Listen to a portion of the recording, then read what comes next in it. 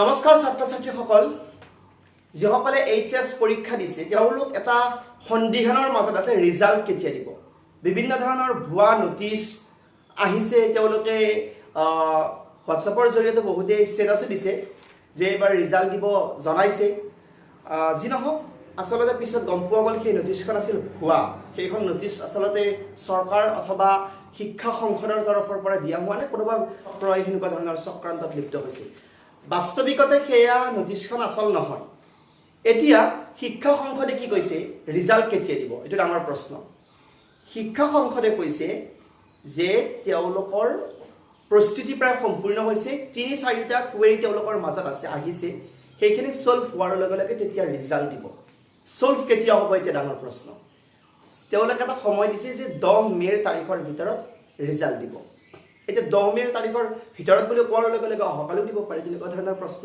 হয়তো ছাত্ৰ ছাত্ৰীৰ মনত আহিব পাৰে কিন্তু আমি সকলোৱে জনা উচিত যে নিৰ্বাচন চলি আছে লোকসভা নিৰ্বাচন চলি আছে অসমত 3টা পৰ্যায়ত লোকসভা নিৰ্বাচন হৈছে প্ৰথম গ'ল দ্বিতীয়টো গ'ল যেটো তৃতীয় ফেজ বা তৃতীয় পৰ্যায় যেটো আছে সেইটো 7 মেত হ'ব 7 মেত যেতিয়া নিৰ্বাচন হ'ব 7 মেৰ পিছতহে এইচএছ ৰিজাল্ট দিয়াৰ সম্ভাৱনা বেছি আছে অৰ্থাৎ 8, 9 অথবা 10 মেত এই 3 দিনৰ ভিতৰত ৰিজাল্ট দিয়াৰ পূৰ্ণ সম্ভাৱনা আছে কিন্তু তাৰ আগত দিয়াৰ সম্ভাৱনা খুব ক্ষীণ দেখা গৈছে সেইকাৰণে মই বিচাৰিম ছাত্ৰ ছাত্ৰীসকলে যিটো সন্দিহান হৈছে তেওঁলোক ইমান চিন্তা কৰিব নালাগে সময়ত নোটিছ আহি যাব আৰু যিমানখিনি সম্ভৱ 7 মেৰ পিছত ৰিজাল্ট আহিব 8, 9, 10 এই 3 দিনৰ ভিতৰত ৰিজাল্ট অহাৰ পূৰ্ণ সম্ভাৱনা আছে এইটো হ'ল প্ৰথম কথা দ্বিতীয়টো কথা যিসকলে আৰ্টছত এইচএছ এক্সাম দিছে আৰ্টছ লৈ দিছে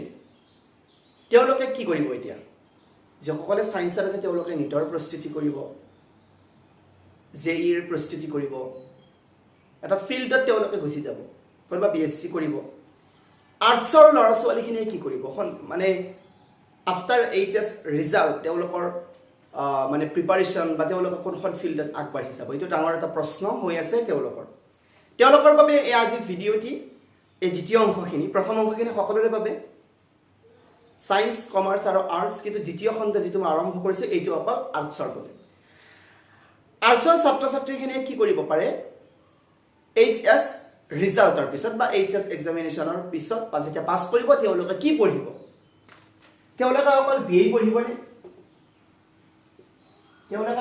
পঢ়িবনে নে বিএৰ বাহিৰেও তেওঁলোকৰ হাতত কিবা বেলেগ অপশ্যন আছে অকল বিএ তেওঁলোকে পঢ়িব নেকি তেনেকুৱা ধৰণৰ এটা ডাঙৰ প্ৰশ্ন এতিয়া আছে হয় বিএ পঢ়িব পাৰে যদি একাডেমিক ফিল্ডখনত খুব দূৰলৈকে আগবাঢ়ি যোৱাৰ মন আছে বিএ কৰিবলৈ মন আছে এমএ কৰিবলৈ মন আছে পিএইচডি কৰিবলৈ মন আছে আগলৈ এখন ডাঙৰ কলেজৰ অধ্যাপক হোৱাৰ মন আছে কলেজ এখনৰ অধ্যক্ষ হোৱাৰ সপোন আছে একাডেমিক ফিল্ডখনত যদি খুব দূৰলৈকে আগবাঢ়ি যোৱাৰ এটা সপোন থাকে পৰিকল্পনা থাকে তেতিয়াহ'লে বিএ তেওঁলোকৰ বাবে ভাল আৰু অকল একাডেমিক ফিল্ডখনত প্ৰফেচৰ হোৱাৰ বাবে নহয় বা অধ্যাপক হোৱাৰ বাবে নহয় তেওঁলোকে যদি এপিএসসি অথবা ইউপিএসসিৰ প্ৰিপাৰেশ্যনৰ পিছলৈকে কৰিব বিচাৰে তেতিয়াহ'লে বিএ আমি প্ৰথম প্ৰিফাৰ কৰিব বিচাৰোঁ এই কাৰণে কাৰণ বিএত পলিটিকেল সায়েন্স অথবা হিষ্ট্ৰী যিটো পঢ়োৱা হয় সেইখিনিয়ে এই প্ৰিপাৰেশ্যনৰ ক্ষেত্ৰত এপিএসসি ইউপিএসসিৰ প্ৰিপাৰেশ্যনৰ ক্ষেত্ৰত যথেষ্ট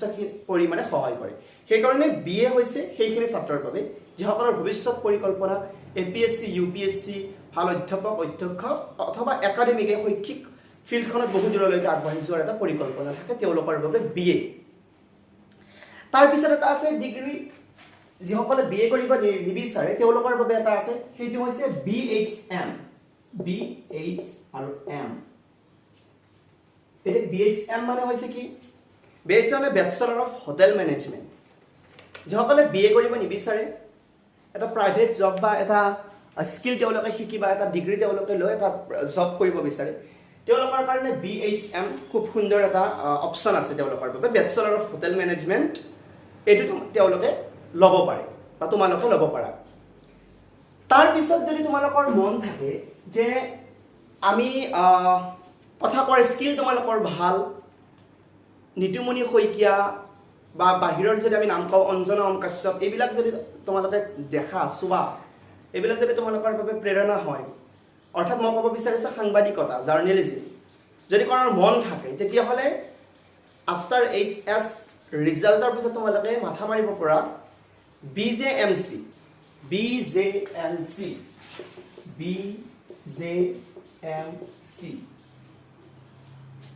মানে কি? Bachelor of journalist and mass communication. Bachelor of journalist and mass communication. এই জাৰ্নেলিষ্ট আৰু মাছ কমিউনিকেশ্যনৰ যদি তোমালোকে বেচেলাৰ ডিগ্ৰী ল'ব পাৰা তেতিয়াহ'লে তোমালোকে ভাল এজন এংকৰ হ'ব পৰা, সাংবাদিক হ'ব পৰা।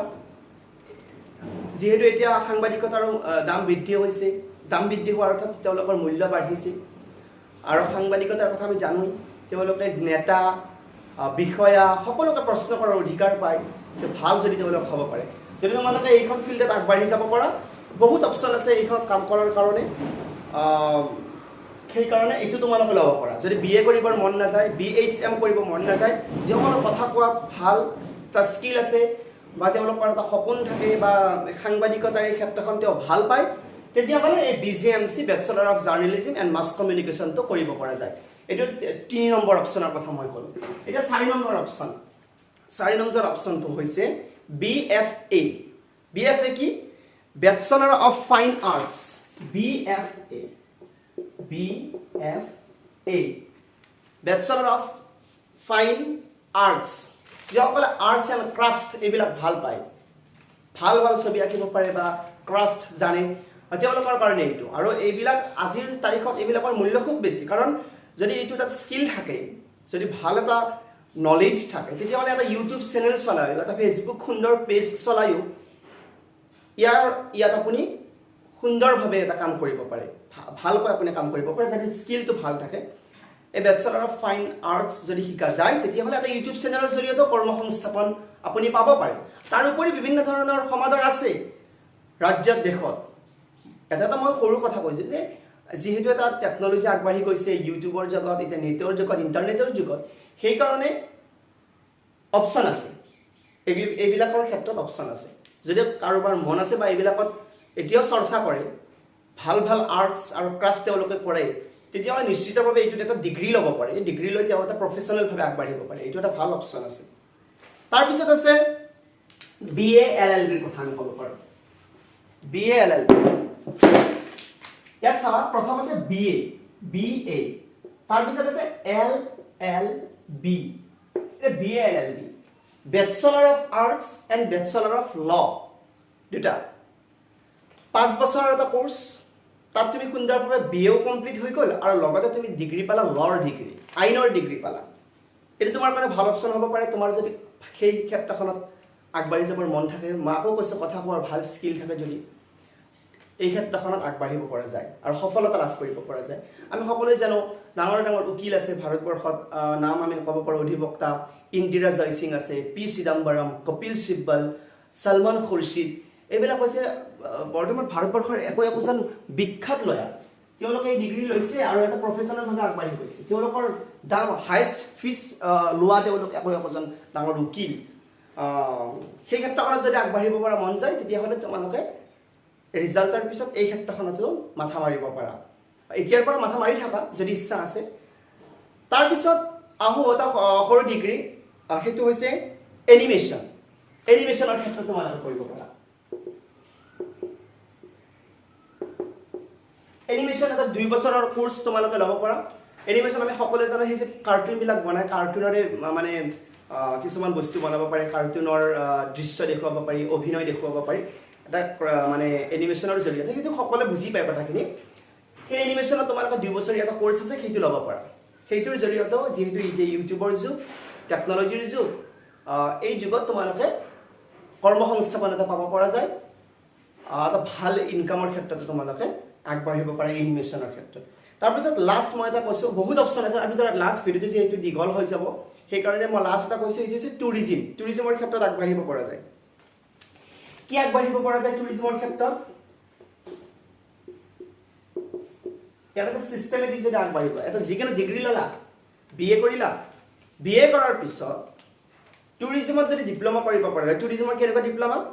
তোমালোকে যিকোনো এটা ভাষা ল'লা, ফ্ৰান্স, ৰাছিয়ান, জাৰ্মান, স্পেনিছ অথবা এৰাবিক, এইবিলাক ভাষাত যদি তুমি এটা ডিপ্ল'মা ল'ব পৰা যায় তেতিয়াহ'লে তোমাৰ এজন MBC বিলাক যে আছে বাহিৰত আমি এম্বেচেডৰ বুলি কওঁ তেওঁলোকৰ দৰেই মূল্য হৈ যায় তুমি যেতিয়া এখন বিদেশৰ ভাষা যেতিয়া জানিবা ৰাছিয়ান ভাষা জানিবা তোমাৰ আমাৰ দেশখন আৰু সেইখন দেশৰ কমিউনিকেশ্যনৰ ক্ষেত্ৰত তুমি এটা ভাল পদক্ষেপ ল'ব পাৰা সেই ভাল ভূমিকা ল'ব পাৰা চৰকাৰীভাৱেও আৰু প্ৰাইভেট হিচাপেও তোমাৰ এটা ভাল কৰ্মসংস্থাপন পোৱাৰ সম্ভাৱনা থাকে আৰু মূল্য আছে সেইকাৰণে মই আকৌ ক'লোঁ যে টুৰিজমৰ ক্ষেত্ৰত কেনেধৰণে এটা ডিগ্ৰী ল'লা তাৰপিছত ফ্ৰান্স ৰাছিয়ান জাৰ্মান অথবা যিকোনো এটা ফৰেইন লেংগুৱেজত তুমি ডিপ্ল'মা কৰিলা হৈ গ'ল তাৰপিছত তুমি এটা জবৰ কাৰণে এপ্লাই কৰিব পাৰিবা তোমাৰ এটা সমাদৰ বাঢ়িব মূল্য বাঢ়িব এইখিনি আছিল আজিৰ যিখিনি HS আৰ্টছত কৰিছে তেওঁলোকৰ বাবে মই কোৱাখিনি কি ক'লোঁ মই প্ৰথম ক'লোঁ BA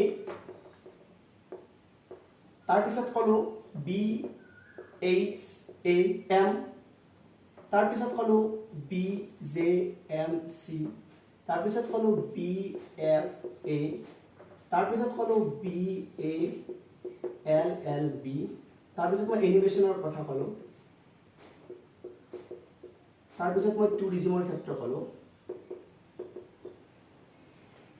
এইখিনি হৈছে মোটামুটিভাৱে তোমালোকে ল'ব পৰা বস্তু মই BA ৰ কথা ক'লোঁ BHM BJMC BFA BALLB animation অথবা টুৰিজিম এইখিনি ক্ষেত্ৰত তোমালোকে ভালকৈ আগবাঢ়িব পাৰা যদি সপোন থাকে যদি মানে পৰিকল্পনা থাকে অকল BA কৰিব লাগিব বুলি বহুতে ভাবি থাকে নহয় আচলতে এইবিলাক অপশ্যন আছে তোমালোকৰ হাতত এটা বাছনি কৰি লোৱা যিটো ক্ষেত্ৰত তোমালোকৰ মন আছে আগবাঢ়ি যোৱাৰ হেঁপাহ আছে সেইটো লৈ আগবাঢ়ি যাব পাৰা আজি ভিডিঅ'টো ইমানতে সামৰণি মাৰিছোঁ বেছি দীঘল হৈ যাব আশা কৰোঁ তোমালোকে চেনেলটিক ছাবস্ক্ৰাইব কৰিবা কাৰণ মই এনেকুৱা ধৰণৰ ভিডিঅ' প্ৰস্তুত কৰিবলৈ চেষ্টা কৰিম যিটো তোমালোকৰ বাবে সহজ হয় ক্লাছ 9, 10, 11, 12ক পলিটিকেল চায়েন্স পঢ়াবলৈ চেষ্টা কৰিম সেইটো পৰিকল্পনা কৰা হৈছে আৰু আগবাঢ়ি কামবিলাক আগবাঢ়িবলৈ ধৰিছে আশা কৰোঁ মই আকৌ কৈছোঁ তোমালোকে চেনেলটিক ছাবস্ক্ৰাইব কৰিবা ধন্যবাদ